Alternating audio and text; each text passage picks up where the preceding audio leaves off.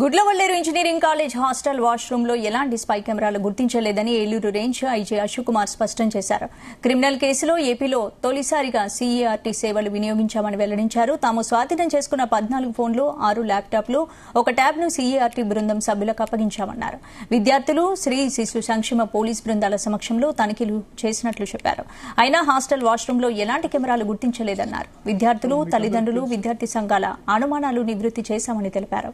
కళాశాల వ్యవహారంపై 3 ఐజీలు దర్యాప్తు చేశారని తెలిపారు. సీఎం చంద్రబాబు ఆదేశాల మేరకు నిష్పక్షపాతంగా పోలీసుల విచారణ జరిగిందన్నారు.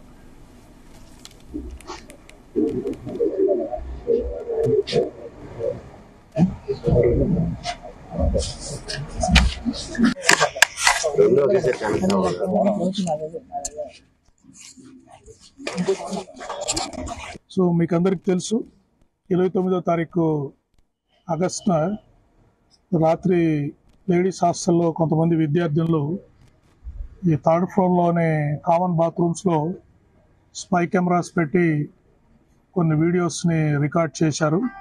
వాటికి బయటికి పంపించారని చెప్పేసి గర్ల్స్ స్టూడెంట్స్ చాలామంది అజిటేషన్ చేశారు. అది మళ్ళీ వైరల్ అయిపోయేసి మొత్తం కాలేజీలో ఉండే ladies, girls students, boys students అందరూ కూడా ఒక అజిటేషన్ ప్రకారం అజిటేషన్ చేయాల్సి వచ్చింది. సో దీని గురించి సమాచారం తెలిసిన వెంటనే లోకల్ పోలీసు ఆ రోజు రాత్రి రష్ అయ్యి లా అండ్ ఆర్డర్ అంతా మెయింటైన్ చేయడం జరిగింది. అంత నెక్స్ట్ డే 30వ తారీఖు మన ముఖ్యమంత్రి వర్యులు, రాష్ట్ర ముఖ్యమంత్రి వర్యులు గౌరవనీయులు శ్రీ చంద్రబాబు నాయుడు గారు కూడా ఒక కమిటీని పంపించారు.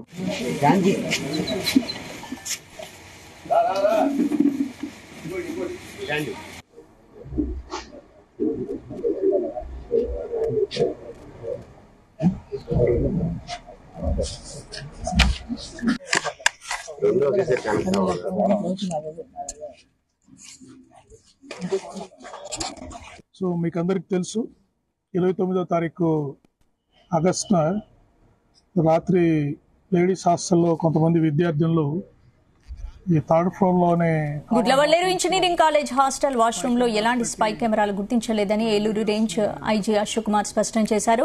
క్రిమినల్ కేసులో ఏపీలో తొలిసారిగా సీఈఆర్టీ సేవలు వినియోగించామని చెప్పారు. తాము స్వాధీనం చేసుకున్న 14 ఫోన్లు, 6 ల్యాప్టాప్లు, ఒక ట్యాబ్ ను సీఈఆర్టీ బృందం సభ్యులకు అప్పగించామన్నారు. విద్యార్థులు, శ్రీ శిశు సంక్షేమ పోలీస్ బృందాల సమక్షంలో తనిఖీలు చేసినట్లు చెప్పారు. అయినా హాస్టల్ వాష్రూమ్ లో ఎలాంటి కెమెరాలు గుర్తించలేదన్నారు. విద్యార్థులు, తల్లిదండ్రులు, విద్యార్థి సంఘాల అనుమానాలు నివృత్తి చేశామని తెలిపారు. కళాశాల వ్యవహారంపై 3 ఐజీలు దర్యాప్తు చేశారని తెలిపారు. సీఎం చంద్రబాబు ఆదేశాల మేరకు నిష్పక్షపాతంగా పోలీసుల విచారణ జరిగిందన్నారు. నాయుడు గారు కూడా ఒక కమిటీని పంపించారు.